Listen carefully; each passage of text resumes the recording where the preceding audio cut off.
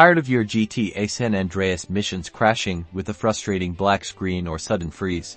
Let's fix that in under 2 minutes. First, locate your GTA San Andreas installation folder. Usually, it's in Program Files or Program Files by 86 on your C drive, under Rockstar Games. Once inside, find the GTA_SA.exe file. This is the main executable file that launches the game. Right-click on GTA_SA.exe and select Properties from the drop-down menu. In the Properties window, navigate to the Compatibility tab. Here, check the box that says Run this program in Compatibility Mode 4. From the drop-down menu below, select Windows XP Service Pack 3.